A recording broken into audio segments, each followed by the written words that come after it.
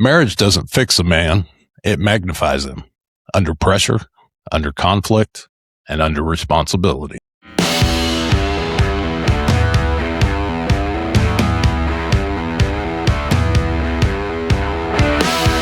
Marriage doesn't mature you, and it really exposes your habits that are already there. It amplifies your strengths and your weaknesses. If you're disciplined, it sharpens you. If you're selfish, it exposes you. Hey, Sean, welcome in, man. Tonight we're talking about marriage. Did you warn your wife that you may say some things you might get in trouble for? Did I warn her? Yeah. No, she's used to it. Okay. All right. Just thought I would ask. So let me ask you, Sean, let's start this out with, for you, what did marriage reveal that dating never did for you? Marriage revealed to me that I wasn't very good at either one of them. I wasn't very good at dating, or I wasn't very good at marriage. I should probably tell everybody that I was married at a very, very young age, but I was also divorced at a young age. So to answer your question, I didn't learn a lot because I didn't do a lot of things right. And it was short. So I learned a lot of lessons of what not to do versus what to do. When you say short, what do you mean by short? Less than 4 years. So it was a learning experience for me at a young age, and I'm sure we'll get into this more as we get into the podcast tonight. There's times in life when with your age that it really, really matters. And for me, I can't speak for everybody, but for me, getting married at a young age was not the best avenue for me to take. How long were you married before you figured out that you made a mistake or whatever it was, that it wasn't working? Probably 2 to 3 years into it, when you just realize that the compatibility scale was not very high. And we both made a ton of bad decisions within the marriage to each other, just attitudes. We were both 21, 22, and then 23 years old. If you don't have already, in my opinion, if you don't have a worldview pretty solid at that age, then your age can really come into play to really haunt you. And I'm not saying that's everybody. There's plenty of people who got married at a young age that have been married for 30, 40, 50, 60 years. Well, we'll save some of those things you're going to talk about, because we're going to talk about them a little later in the show. But I wanted to get to a few things before we got into the deep part of marriage. I think there's a lot of people who don't ask the right questions before they ever get engaged. They're not honest with themselves. They're not honest with their partner. I think a lot of people decide they want to get married because they're lonely. They think it's going to fix their loneliness.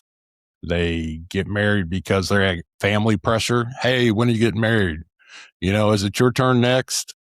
How many of you guys have heard that one before? Or, hey, all your buddies are married now. Why aren't you? I don't know if that's one you heard. I heard that. I got married a little younger than everybody else, so I think it was everybody else who heard that about me. I don't know if people ask themselves, are they ready to carry the weight of being married? Will they be able to handle the stress of being married? And here's the big one. The big question everybody should ask: are you looking for somebody to rescue you? Is that why you're getting married? My dad used to ask me when we would talk about things about life. He would let me talk to him and say things, what I was thinking. And then he would always ask this question: how do you see that working for you? And that was the self-reflection moment. It didn't matter what I said. He turned it back around on me, and I'd just say, okay, how's that really going to work out for me? So I think that's one thing. A couple of things I would recommend that you got to ask yourself, are you doing it because everybody else is doing it? Are you doing it because you think it's going to fix you being lonely? Or are you doing it because other people are pressuring you? There's some big questions. What's something that men overestimate about themselves before marriage? What do you think it is? I'm ready. I mean, is it that simple? Yeah. I mean, you could start there. I don't know if it's, this is what I'm going to say about I'm ready. I don't know if that's an age thing. And I don't mean it that you're not ready for marriage. because I know 20, 21-year-olds that have been married for, over 30 years now. But I I would also argue, yeah, I would argue it's not an age thing. right. Being ready for marriage, I don't you hear people say all the time that, their parents or their grandparents or somebody that's close to them, or they've had that example of someone that has exhibited what a good marriage is. And I think a lot of times what people don't take into consideration is all the things you don't see. Oh yeah. All the times that you don't know what those two people that you think are just all the compromise, all the arguments, all the disagreements, all of the, whatever you want to call it, you don't see all of that because there are a ton of people out there who do a really, really good job, and kudos to them for doing this. They do a really good job of keeping that within just them two. They don't air that to their kids or their family members or their employer or where their employment is. They do a really, really good job. But I don't know that you can really say you really know what being married is going to entail until you're actually married. Well, I think you brought up a good point. I think one of the points that you have to understand about getting married is that it is you two. It's not you, her, and her family. It's not you, her, and your family. It's not you, her, and your buddies or her friends. It's you and her. It's if you're not ready for that, don't ask her to marry you. Date as long as you want, but don't ask her to marry you if you can't separate those things and know that that's a that's a big part. So that's another question I think guys would have to ask themselves, am I ready to put the other stuff aside and it just be her and I? Well, let me go into my next thing. Okay. And I'm going to talk about something that, it's the unsaid thing is attraction versus substance. It's a No, serious, it's true. It's true. it's the one question that, every guy out there is probably, he may not have asked somebody, but he's asking himself, and looks matter. Let's be honest. It matters. Looks get attention, and that's what attracted you to your future spouse in the first place. But I think the thing that gets lost is looks are going to change over time. We all get older. Things are going to change. Not everything's going to stay the same. But it's not the looks that keeps the marriage going. It's the character. And, the attraction changes but it doesn't disappear. It just becomes different. It changes over time. If attraction's only something visual, then that's pretty fragile. I mean, that's pretty weak because what happens when she starts having kids and her body changes, or you're sitting behind a desk now and you're getting a pot belly and you start losing your hair at 30, what happens? Things change. And if you're just marrying for looks, I'm going to say you're probably not going to make it. So, but I do think that is an important reason for a lot of guys when they're thinking about getting married is, how does she look? So Yeah, that's one of those things that you would honestly, if you would like to say that's not the case, but it is. It's just a fact of life. You look at somebody and the way they look, how they look in certain clothes, how they look when they're, I'm going to call it made up. And you get this mental picture that that's the way it is. We do it all the time. I'll give you a perfect example. We do it all the time with actors and actresses, and you do it without even thinking about it. You see a famous actor or famous actress in a show or a movie, and you think because you watch them for a little bit of time that that's actually the way they are. And then, 6 months later, you realize that, this person is really not a nice person. And then it's the same thing when you meet that someone that you're initially attracted to for their looks. And then you start learning their character. Then you start learning their personality. Then you start learning their mannerisms. And are they rude? How they treat people. And then you're like, hmm, yeah, that's not really what I want. But you also have to ask yourself, well, are you doing the same things? So man, there's so many. It's like putting an engine together, man. You gotta just you got to find those components that fit together and you definitely don't want the outward to just completely take over and you don't see what's inside. Well, I'm going to be honest. I mean, the first time I saw my wife, it was her looks that got my attention. It wasn't going, but she's a really nice girl. No, it was more like, man, But she's hot. how long after that how long after that initial did you have a conversation? It didn't have to be like, oh my, earth shattering conversation, but a conversation that was, that had some substance to it where you went, hey, looks and. Absolutely. No, absolutely. I mean, it was her character that drew me in. It's her looks that got my attention. So but I'm just saying, I'm not going to lie. She was hot. That's why I wanted to talk to her. That's why I wanted to get to know who she was. So, it's kind of like, if you're going to use the motor analogy, that was the starter. Okay. Then I found out what kind of engine was under the hood, Correct. but maybe that's not the best way to say it. But well, I know what you're saying is you start out, you open up the hood, you look at the motor and it's all shiny, but what's underneath what you see. Right. And it's kind of the same thing.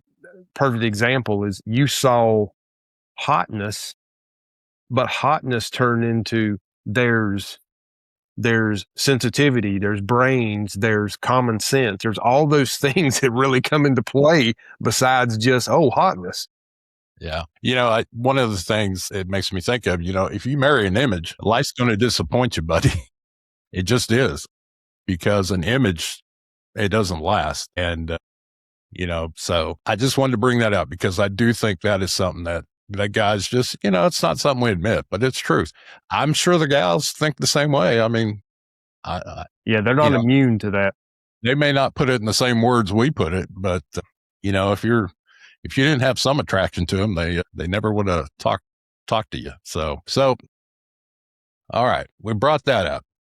Let me ask you this, Sean. What did attraction change after you got married? And when did it change? And what did it change to? I'll go back to something that we talked about earlier. When my discipline and my priorities changed, attraction and now I'm talking about my second marriage, which is my wife that we've been married now almost 30 years. Attraction was a component, but over time, that attraction is still there. But as I got older and as I progressed up here, it made me see more of her for all the things, all the attributes that she brought to the equation of a marriage other than her body parts. I don't know other way to say that. That's just saying it like it is. So that shift happened quickly. Would you say quickly? No, to be quite honest with you, I wouldn't say quickly, but it happened gradually. That's a better way of saying it. It happened gradually to where once we got to our mid to late 30s, early 40s, it was pretty set to where it wasn't a physical, and I'm not saying that in a bad way. I'm saying that in a good way. It wasn't a physical anymore. It was a lot more of all the other stuff, just with the added bonus of the physical. I'll say, and I tell this to other people sometimes, younger guys who are asking me about getting married. And if this question ever comes up, one of the things I tell them, when I look at my wife now, and I've been married a little bit longer than you have, I still see the same person I married from a image standpoint. That's who I see. That's in my mind's eye. To me, she's still that. It doesn't matter, how she's changed over the years or how I've changed. That's still who I see in my mind's eye. Now, the wonderful thing about being married for a long time is you thought you were close when you were married for a couple of years. Man, it just gets better and better. It really does. I don't know the words to put around that. I know you'll experience it when you've been married for a longer period of time. So guys, if it's just looks, find another reason. And if you can't find another reason, maybe it's not time to get married, or she's not the one. I just wanted to clear that one up because, like I said, that's the one thing guys think that we really just don't talk about sometimes. One of the other things about marriage that I wanted to talk about tonight, leadership without arrogance. And I'm going to tell you a story, Sean. And man, I'm just on the admission roll tonight. Early in my marriage, I thought leadership meant making all the calls. I believed I understood the world better, believed, and these aren't things I said out loud. These are things that went on up here. I believed that I understood more worldly things than my wife. I thought she had a little naivety. I thought I'd had more experience in the world, and we're close to the same age, so I didn't really have a reason to think this. And it wasn't malicious. I mean, it wasn't something that I was thinking bad of her. I guess just as a man, a young man at the time, I just made that assumption. And being stubborn delayed me from ever finally getting past that. And when I got past that, it was quite amazing because I found out she's a whole lot smarter than I am. She can really break down and see things that are possibilities of happening when I wouldn't even consider these things. So when I got past that point of thinking I was smarter, I was more experienced, I had a better opinion of it than she did. And I started including her and asking and accepting her opinion and got past that, stubbornness in my head. Man, what a change that was, because then all of a sudden it was not me making decisions. It was us making decisions. And that really changed the dynamic of our marriage. And thankfully, that happened early on in our marriage. And, there's still at times I probably did that later on, but I realized that I wasn't anything better than she was. And I think I've had some friends that have been through some marital problems. And I always ask them that question. I said, do you think your wife doesn't know as much as you know? And inevitably, 9 times out of 10, they said, well, of course, she doesn't have the experience I have. And that's the first thing I say is, man, whoa, step back. So that was one of the mistakes I made as a young married man. Did you ever realize that your wife saw something you didn't see? She saw around the corners when you're just looking bullish ahead? Well, my wife's always been able to see, I'll call it the big picture, better than me. I mean, but I acknowledge that pretty soon or pretty early on in our marriage. I acknowledged the fact that she had a better understanding of looking at it from a wider view, per se, than just more of a narrow view. Because I think men tend to we get really fixated on fixing whatever, or we get fixated on a task, where women, and this is a good thing. I don't mean this in a negative way at all. As a matter of fact, I'm saying it in a very positive way. They have the ability, because I think the way they're made up, they can see a lot of stuff that we either A, can't see, or B, refuse to look at. Similar story to what you said, but not quite. But it's for all you men out there, you should really take what I'm about to tell you to heart. So when I got married the second time, my grandfather told me a little tidbit of information, and it's very, very useful. He called it the 95-5 rule. And he said to me, if you want this marriage to be successful, 95% of the time you need to listen to what your wife says and do it. And 5% of the time you need to make the decisions. And of course, I'm listening to my grandfather, who I've said before is next to Jesus Christ himself, is the best man that's ever walked the earth. So I look at him like, what are you even talking about right now? Well, then he explained it to me.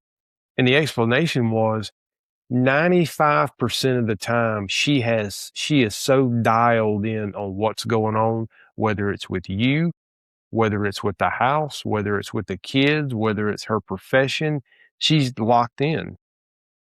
5% of the time you have to say no or yes. 5% of the time. And here was the caveat that, got my mind thinking. He said, "Do you know who will benefit the most by doing that?" No, who? You. You will benefit the most. And in all honesty, it may sound ridiculous to people listening to this, but I'm telling you, if you try, you legitimately try it, it will work. Straight up. So did you listen to him? For the most part in our marriage, and there again, now going back to what I said earlier, I had the not so fortune to have been married the first time where I made just a colossal amount of mistakes. So I had that to be able to draw from, and I did that. I did that the first time, and I don't do that again. So for the most part, yeah, I did. I was never really stubborn with my wife. I was more of an anti or questioning, but I wasn't stubborn. If whatever. That's kind of the way I'm made up. But I was just. It took me a while to really feel comfortable in my own skin to be that way because we feel like we have to be the man. We got to be the guy. We got to be the dude, and that's all up here, man. That's all up here. Well, let's talk about something else that we think we are the dude with, and that is the silence versus the strength. How many men out there often carry all the burdens of everybody around them quietly? They don't tell anybody what's going on. They don't admit that they are struggling. I have the tendency to do that myself. So I'm pointing the finger back here.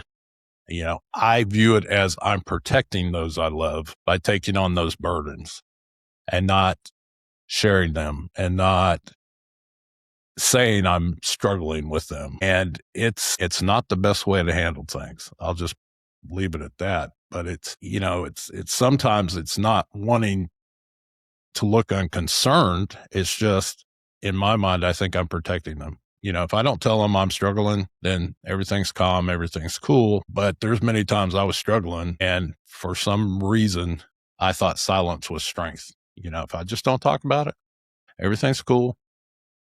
Again, that is something I've learned over time. That's not that way. But, I think I'd been around some men who kind of overshared a little bit when I was younger, not in my family, but some extended family. And I just thought, man, does your wife ever just get tired of you? I remember thinking this when I was a kid, uh, does this guy ever shut up and stop complaining? I mean, his wife's got to, just want to pop him in the head. But so I don't know if it came from that. That had a big impression on me as a kid, but I don't think I'm alone in this. I think this is a very common thing. If we don't say it, it doesn't exist. Therefore, everybody's happy. We'll go on. We'll deal with it. It goes back to your favorite saying, I got this. I don't need any help. But in a marriage, man, the best thing you can do is share those things with your wife, because there's going to be things each of you have to carry alone, but man, sharing that's what builds a partnership. When you can be vulnerable to your wife at times and let her feel comfortable being vulnerable to you, man, that's what builds that partnership. That's what really gives you that strong marriage bond. So you confess to me, are you the strong silent type, Sean? Not to be totally honest with you, not really. I've never. Now, are we talking about the let me have an attitude tonight? Let me give you the silent treatment. Oh, I'm very good at that. But No. as far as what you're talking about, no. And the reason, and this has been, I've gradually gotten better. Actually, much better. I'll say that I've gradually gotten much better at. A lot of times, me and my wife will be like TMI, TMI, TMI. But if I hold stuff in, now that I'm speaking for myself, if I hold stuff in when something has bothered me or I don't agree with something or a person or a group of people have got it on my last nerve, if I hold it in, I get angry. And that's not where I want to go at this point in my life. And like I said, that's been a gradual, as I've gotten older, I've gotten much, much better at not holding stuff in, because if I hold stuff in, then I'm going to blow up. And that's no good for anybody. It's not good for me. It's not good for her. It's not good for anybody around me. So I try to, and I think I do a pretty decent job of, if something's bothering me, to let her know what's bothering me. And you know, as our marriage has crept up on, you know, 3 decades, we have gotten better as two becoming one, to really look out for each other in that aspect, which is, for everybody listening to this right now, don't wait. Um, Share with your wife what's going on. She's your wife for a reason. You married her for a reason. So share with her, because 99% of the time she's going to walk that gauntlet with you. I would say not only going to walk it with you, she knows you best, and she probably has the best advice of anybody you can get it from. Without question. She knows you, you know, she knows the side of you nobody sees. She knows the side that you hide from other people. You can't hide it when you're living with somebody for a period of time. So, well, you just mentioned, you know, about how much closer you guys grow together. I think this is where faith and standards came into my marriage. I don't know if somebody gave me this visual example one time, and think of a triangle, and you and your wife are at the two bottom corners of the triangle, and up top is God. And as each of us grow closer to God individually, we grow closer together. And that's how our faith has helped us, is because although we're doing separate relationships with Christ, it's the same concept that we're both following and we're both in agreement of, but it's an individual relationship for each of us with Christ. But as we grow closer to Christ, our relationship grows closer together. And that's a big part of what faith does for me, because there's a common denominator. There's a common place we're both going to go to when times get tough, whether it's individually or together. We're both going to that same place. So I think that's important. I think that's important. I'll couldn't agree with you more. It's the backbone of what got me over the hump. You just spoke of God, and you spoke of Christ. Well, getting me over the hump was the Holy Spirit, because that was the one component in my belief of the Trinity that I kind of basically told him to sit in the corner, and I'll need you to break glass in the event of tragedy. That's when I'll call on you. But and I got to a point in my life where, you know, it was kill or be killed, and I just basically turned my life over to the Holy Spirit, which is, you know, in the Bible, Jesus calls him the helper. Well, he calls him the helper for a reason. And that's because he helps you daily to deal with life, because life is hard. Life is difficult. So yeah, I mean, I couldn't agree with you more that without that component in my life, literally on a daily basis, because this world, if you take a day off in this world, you know what I'm about to say, man. You take a day off in the world's just hammering you with something. It's just hammering you. So I can't take a day off. It's 24/7, 365 of, look, I can't do this all alone. I got to fight this battle with you, but I'm going to stand behind you, because you got a lot more juice than I do. Yeah. And so I couldn't agree with you more. Well, I would say too, and don't think faith doesn't make a marriage easy. Mm. It makes it anchored. It's what brings you through the tough times. But we have been through tough times, just, you know, things that weren't just us together, but, you know, different situations in our lives or struggles or whatever. It's a good foundation to be on. It's a foundation we can both agree on, and we both know where we need to get back to when we get off kilter of it. So what keeps marriage strong when the feelings start to dip? We all have that. I mean, there's some days I'm sure my wife doesn't want me to get anywhere near her. She doesn't want me to get within 3 feet of her. And I'm, you know, sure there's days I don't want her to do the same either. But what keeps it, you know, what keeps it going when the feelings aren't there? I know what my answer is. I'll be honest with you. I mean, to be totally honest with you, I guess I'm in a place in my life now to where I don't lose the feelings. And I know that may sound, I don't know. Well, I don't know how it sounds, but Well, let me ask you this though: if that 20-year-old that's out there listening right now, what would you tell him? Because that's, yeah, I agree with you. At our age, it's not as important as it used to be. It's still important, but it's not. We're not basing our whole day on our feelings about the spouse. What would you tell that 20 or that 24 or 25-year-old? What would you tell your son who's newly married? well, I was going to bring him up. We had that conversation, and let me say this. Let me give him and his new wife kudos because they dated for quite a while, and they formed a foundation with one another before they said I do. There was a foundation there. So me and his mother and her parents, when we were at the wedding watching them, the actual wedding was just I guess the cherry on top of the cake because they had formed such a bond and a foundation with one another that the wedding day just put a exclamation point on what they had done. So I would tell any young man listening to this the same thing that I told my own son is that be honest, let her see who you are. Don't don't sugarcoat who you are, don't hide who you are. Be who you are. Be who you are in the good times, in the bad times, when you're having a bad day, when you're screaming at the TV because your favorite team didn't win, when this goes wrong, you have a flat tire, whatever. Be authentic, be who you are.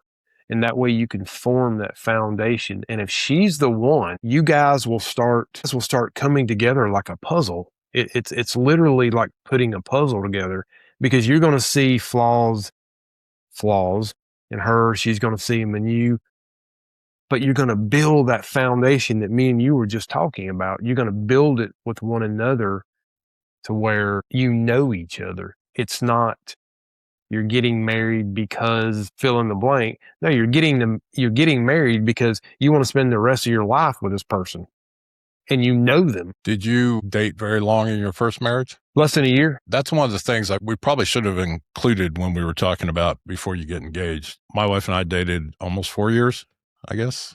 Yeah, almost 4 years. I think that's so important. And I know there's stories out there. Man, we knew each other for a month. We got married. We've been married 40 years. They're out there, but they're the minority. Right. They're the outliers. They are the outliers. You have got to get to know the person you're going to marry. They've got to get to know you.